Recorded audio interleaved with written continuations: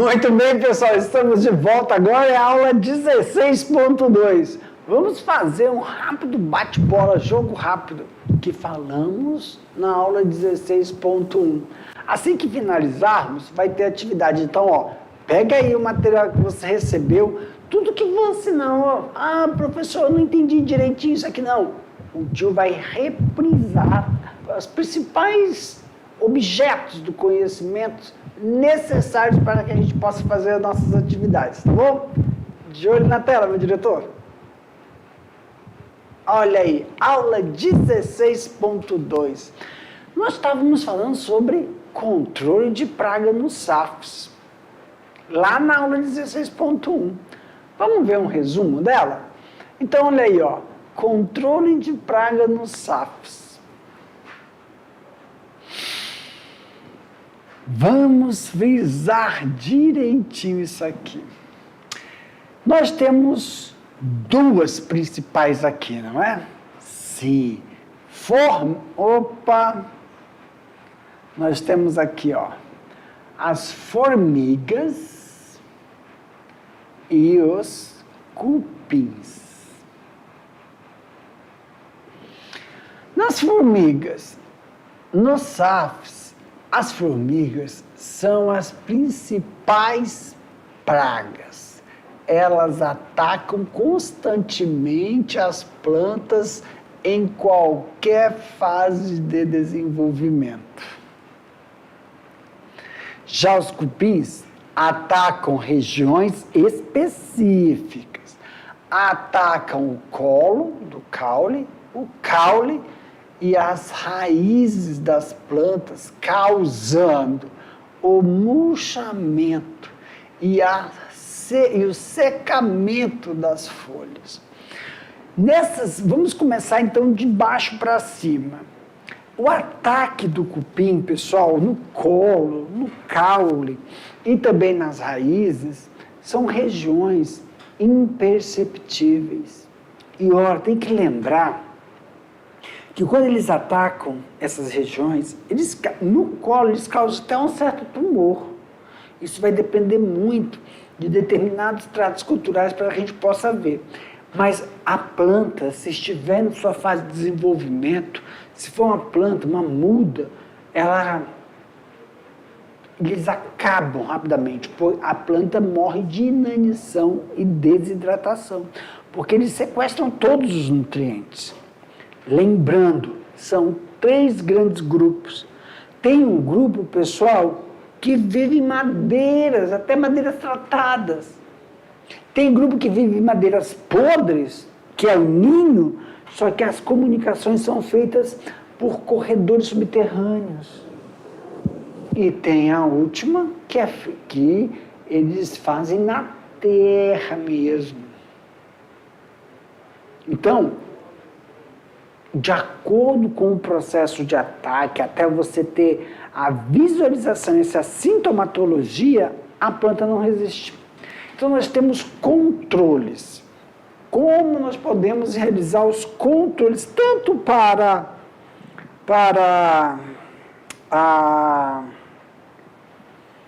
as formigas, como para os cupins. Então, vamos só relembrar aqui. Nós temos o controle mecânico, para as formigas. Esse controle mecânico também pode ser usado barreiras para evitar que as formigas subam nas plantas. É um método de controle que pode ser feito de várias maneiras. Em formigueiro jovem, até 4 meses é possível escavar procurando a rainha e matá-la. Claro que isso aí, pessoal, é de acordo com o grau de infestação, tá? Também tem o cultural, que você usa mão de outras culturas para amenizar, só que frisando, esse processo é mais como preventivo. Temos o biológico, que é utilizar uma atividade da pecuária. Aqui tem tatu, aves, que fungos e formigas, o fungo, que para poder você acabar com esse processo de ataque também não só da formiga, mas do cupim. E o plantas resistentes. Mas o que a gente fala aqui, já demos o exemplo do eucalipto. Mas é bom utilizar aí, verificar, fazer o levantamento na área florestal, se tem, né? Alguma que tem essa característica. Pronto. E agora, só fazendo uma revisão rapidamente do cupim, que a gente estava na formiga, no cupim, antes que eu esqueça, são esses 3 grupos que são constituídos, né? Cupim que vive no interior do tronco das árvores ou de madeiras tratadas, não entrando, portanto, em contato com o solo. Cupim que... quando a gente tem nossas estalagens aí, né? Tem que tomar cuidado. Cupins que constroem seus ninhos nos troncos das árvores ou paus podres se comunicam no solo por meio de galerias. E os cupins que vivem em ninhos feitos no chão. E olha o que eles utilizam. Eles consomem, atacam os humus. Tá bom? Para mim, meu diretor. Meus queridos, finalizamos aqui, então, esse nosso bate-bola, jogo rápido. Vou deixar vocês aí com as atividades, daqui a pouco eu volto para corrigir. Até mais.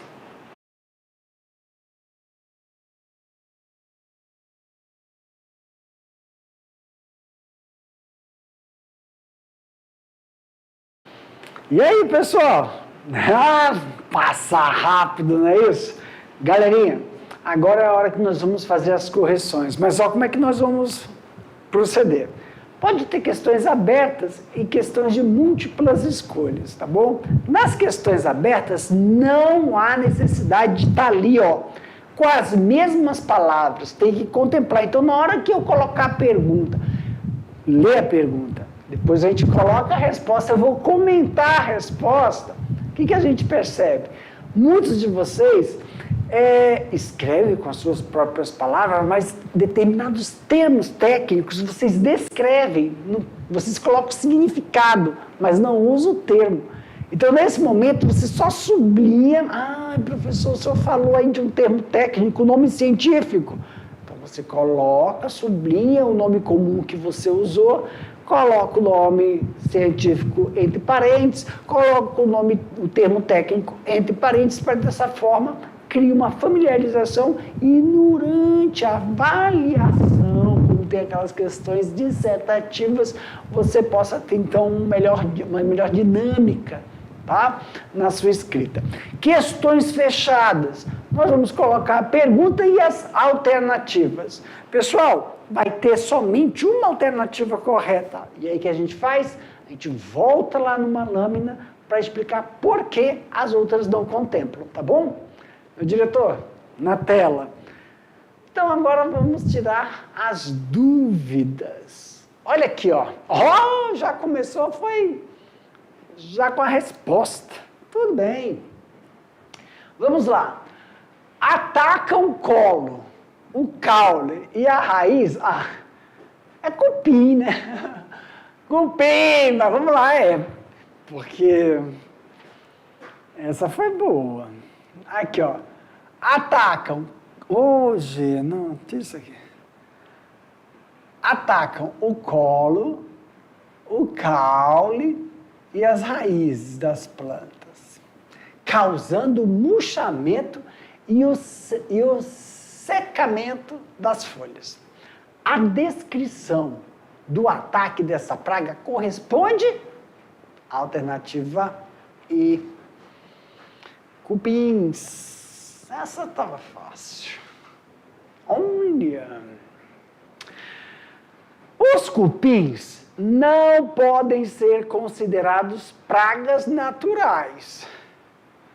Eles normalmente estão associados à perturbação antrópica. Pois em ambientes alterados, o número de indivíduos é extremamente maior do que em ecossistemas estáveis. Quais são as 3 formas de controle dos cupins? Aqui, os 3 métodos, né? tem o controle cultural, controle biológico e o controle químico. Controle cultural, biológico e químico.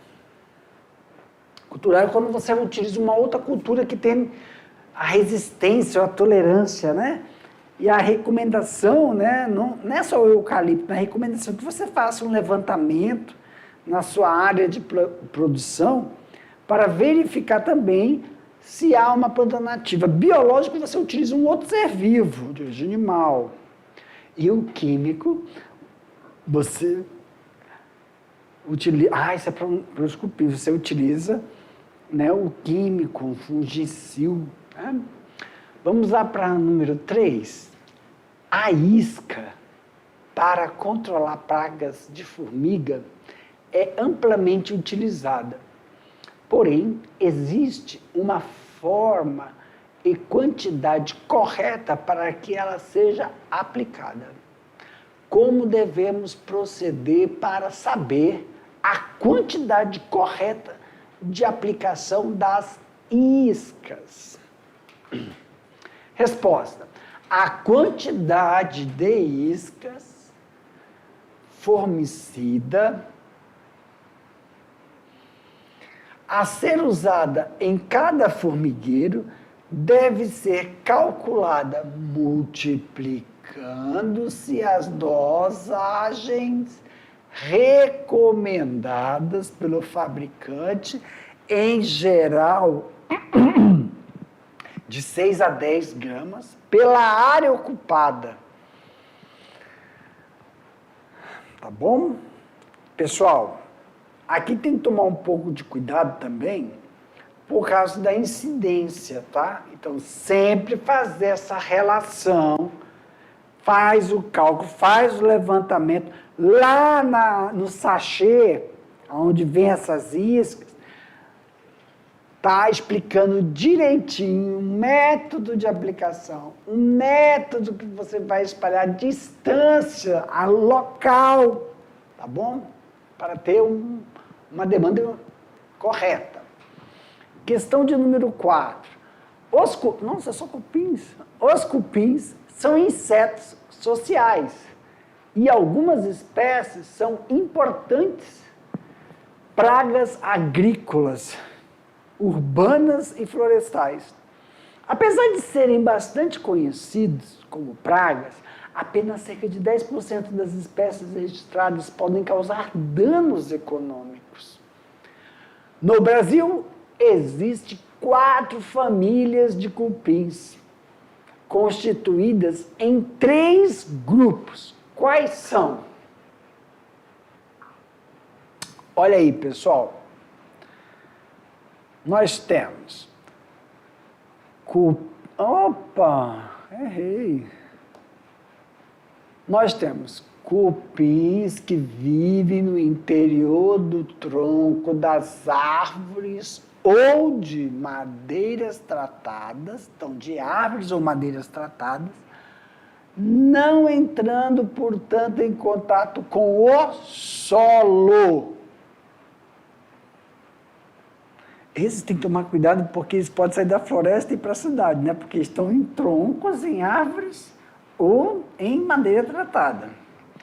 Outro, cupins que constrói seus ninhos nos troncos das árvores ou madeiras que estão em processo de decomposição. Se comunicam com o solo por meio de galerias, local por onde eles vão sair para buscar alimento e também voltar para ficar no ninho. Então, o ninho é um local, a madeira, a árvore, mesmo uma árvore, né, que viva, que não caiu ainda. E, por último, nós temos aqui, ó, cupins que vivem em ninhos feitos no chão e que se alimentam de humus. Então, nessa daí, pessoal, nós temos 3. Professor, então, quando tem um ataque de cupim, é imprescindível realizar a identificação do cupim, a qual grupo ele pertence, para que tenhamos, então, uma eficiência, não só no controle, né? Qual o método de controle que você vai usar, mas também se você for fazer uma prevenção. Prevenção só se faz se você tiver, então, um histórico de qual foi um dos grupos que já estavam ali, ó, atacando, ou então em outras regiões, né? Ok, vamos lá. Questão de número 5. Já veio aí premiada. Nos SAFs, assim que, como em outros sistemas agrícolas, pode ocorrer pragas. Olha, as formigas são as principais pragas, pois atacam constantemente as plantas em qualquer fase do desenvolvimento. Alguns aspectos em relação à resistência das espécies vegetais podem e devem ser observados. Quais são eles? E para o controle de pragas, da praga mencionada, qual é o método de controle químico indicado? Então, aqui, ó, existem evidências de que algumas espécies de um mesmo gênero são mais resistentes do que outras ao ataque de formigueiros. Situação observada principalmente entre espécies de eucalipto. Portanto, essas devem estar presentes em seus SAFs. Quanto ao controle químico, a isca formicida é a mais indicada. Pode ser por ser mais prática, barata e segura, que é um método de aplicação, né? Tanto, porque lembra aquele que é o pó? Gente, tem que ter aí, ó, um EPI, tem que ter uma técnica, um processo técnico para aplicação, para que não ocorra a retirada, porque é um pó, não pode ser em época chuvosa, não pode estar fazendo vento. Então, aqui em relação a eficiência e a praticidade, a isca vem de encontro com a necessidade do processo de você selecionar a área indicada. Claro que lá no sachê vai estar explicando a quantidade e região que você deve aplicar, para que você consiga aí obter sucesso. Até, pessoal, quando você for realizar a prevenção com iscas, somente quando, professor, tiver histórico. Histórico de quê? De ataque na plantação anterior. Claro que isso aí você já pode fazer não utilizar iscas, né? Mas até o controle biológico auxilia. Mas aí também você pode utilizar de situações de espécies dos gêneros que são resistentes, né? Como eucalipto, mas também sempre lembrando que é bom realizar o levantamento de aves nativas que possam apresentar as mesmas características que já são observadas em algumas espécies. Tá bom? Para mim, meu diretor, pessoal, essa foi a nossa última atividade da aula. Galerinha, daqui a pouco nós vamos voltar com mais outro assunto para vocês. Um beijo, um abraço e até mais.